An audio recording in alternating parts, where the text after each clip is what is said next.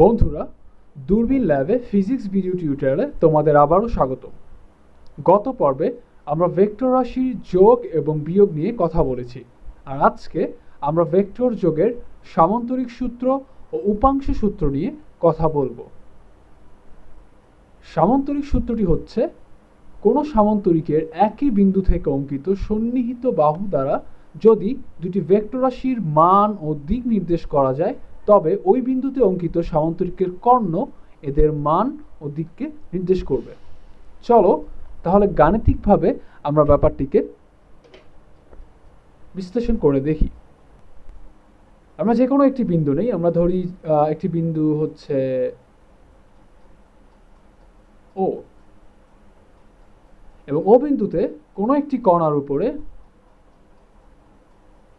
O A is equal two আমরা ধরি P vector, এবং ও বি ইজ ইকুয়াল টু আমরা ধরি কিউ ভেক্টর, এবং ভেক্টর দুটি আলফা কোণে পরস্পরের সাথে কাজ করছে।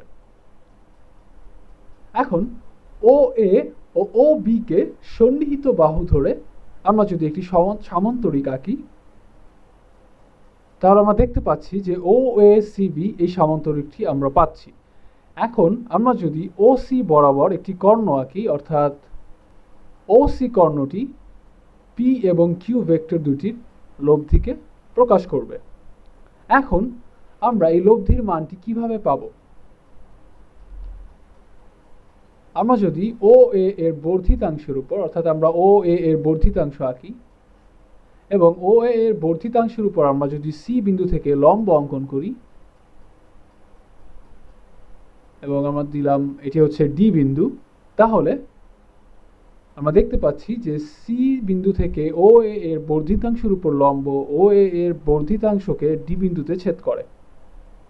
এখন যেহেতু ও বি এবং এ সি সমান্তরাল, সুতরাং এখান থেকে আমরা লিখতে পারি কোণ A O B is equal to কোণ D A C is equal to alpha. এর কারণ হচ্ছে কোণ ও এ বি এবং কোণ ডি এ সি এই দুটি কোণ হচ্ছে অনুরূপ কোণ।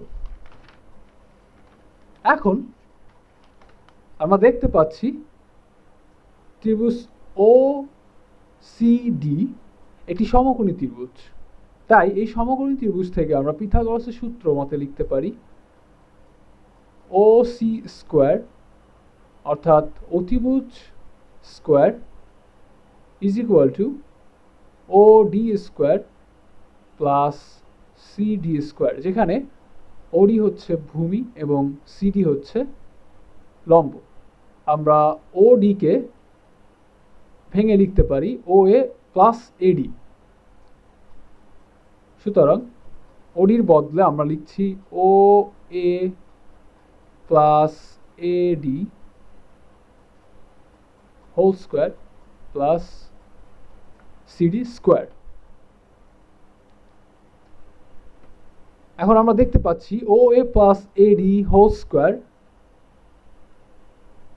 এই পুরো জিনিসটি এ প্লাস বি হোল স্কোয়ারের সূত্রে পড়ে, তা আমরা সেই সূত্রটি এখানে লিখছি, অর্থাৎ আমরা ও এ প্লাস এডি হোল স্কোয়ারকে লিখতে পারি O A square plus AD square plus two O A into এডি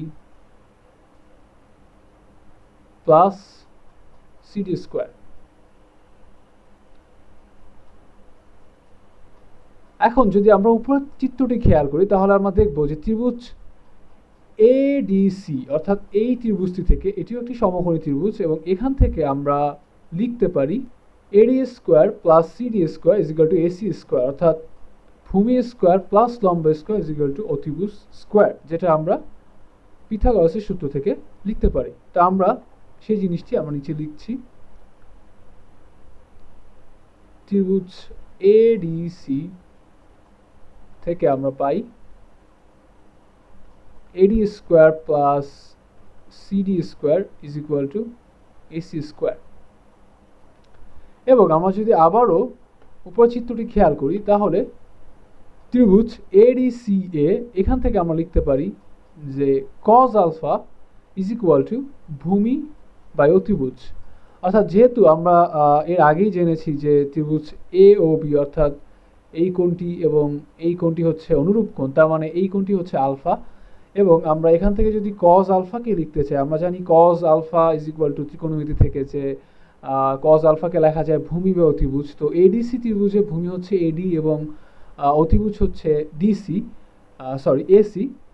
তো আমরা ত্রিভুজ ADC থেকে যদি আমরা cos alpha is equal to লিখতে চাই তাহলে আমরা লিখতে পারি যে AD বাই AC। তো সুতরাং আমরা জিনিসটিকে লিখে ফেলি নিচে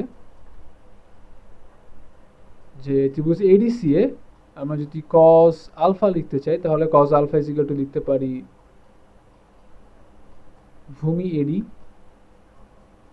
এবং অতিভুজ হচ্ছে AC। এখন আমরা এই ইকুয়েশন থেকে আমরা লিখতে পারি যে AD ইজ ইকুয়াল টু হচ্ছে আসলে AC cos আলফা। এখন যদি আমরা এই সমীকরণটি খেয়াল করি তাহলে আমরা এই সমীকরণ থেকে দেখতে পাচ্ছি যে এখানে AD স্কোয়ার আছে এবং CD স্কোয়ার আছে, এবং আমরা এর নিচেই দেখতে পাচ্ছি যে AD square plus CD square is equal two আমরা আসলে লিখতে পারি AC স্কোয়ার। অর্থাৎ আমরা যদি উপরের সমীকরণটি থেকে 1 নং দিই এবং নিচের সমীকরণটিকে 2 দিই তাহলে আমরা 2 থেকে দেখতে পাচ্ছি যে আমরা AD square plus CD square is equal two 1 A AC square লিখতে পারি। এবং আমরা নিচে দেখতে পাচ্ছি AD এর মান, অর্থাৎ AD এর মান হচ্ছে AC cos আলফা, এবং আমরা যদি উপরের দিকে দেখি তাহলে আমরা দেখতে পাচ্ছি যে 2OA ইন্টু AD আমরা এই AD তে বসাবো AC cos আলফা। তা আমরা 1 নং ইকুয়েশনে আমরা 2 এবং 3 থেকে যে মানগুলো আমরা পেয়েছি সেই মানগুলো আমরা বসাবো। তো সর্বপ্রথমে আমি আবারও 1 নম্বর ইকুয়েশনটি লিখছি। 1 নম্বর ইকুয়েশনটি ছিল OC square is equal two OA square plus AD square plus 2OA into AD plus CD square. এখন আমরা জানি যে AD square plus CD square is equal to AC square, যেটা আমরা 2 নম্বর ইকুয়েশন থেকে আমরা দেখেছিলাম, অর্থাৎ এই ইকুয়েশনটি আমি এখন এই মানটি এই ইকুয়েশনে বসাবো, এবং আমরা 3 নম্বর ইকুয়েশন থেকে দেখছি AD is equal to AC cos alpha. আমরা দুটি মানই একসাথে এই ইকুয়েশনে বসিয়ে দিব। তো আমি লিখছি OA square plus AC square plus 2OA into AC cos alpha. তা আমরা যদি এখন OACB সমান্তরিককে খেয়াল করি তো OACB সমান্তরিক থেকে আমরা জানি যে মানগুলো আমরা দেখেছি সে মানগুলোতে আমরা আবার একটু ফিরে যাই। আমরা যদি OACB সমান্তরিকটিকে খেয়াল করি তাহলে আমরা দেখছি যে OA আসলে হচ্ছে P, OA এবং BC দুটি হচ্ছে P, এবং OB এবং AC দুটি হচ্ছে Q ভেক্টর। এবং এই যে মানগুলো আমরা এখান থেকে পেলাম এবং OC হচ্ছে R, এই মানগুলো আমরা এখন যে আমরা সর্বশেষ যে সমীকরণটি আমরা পেয়েছি সেই সমীকরণে বসাবো। আমরা পেয়েছিলাম OA ইজ ইকুয়াল টু হচ্ছে P, তো সেখান থেকে আমরা, এবং OC হচ্ছে R, তো আমরা প্রথমে এখানে বসে R স্কোয়ার, এবং আমরা OA ইজ ইকুয়াল টু পেয়েছিলাম P square, AC is equal two আমরা পেয়েছিলাম Q স্কোয়ার, এবং আমরা এখানেও সেই একই মানগুলো বসিয়ে দিচ্ছি, অর্থাৎ 2PQ cos আলফা। সুতরাং আমরা যদি এখন R এর মান বের করতে চাই, সুতরাং R ইজ ইকুয়াল টু হচ্ছে root P square plus Q square plus 2PQ cos alpha. সুতরাং এভাবে আমরা যে কোনো ভেক্টরের দুটি ভেক্টর যদি একই বিন্দুতে কাজ করে তাহলে আমরা সেই দুটি ভেক্টরের লব্ধি এভাবে বের করতে পারি।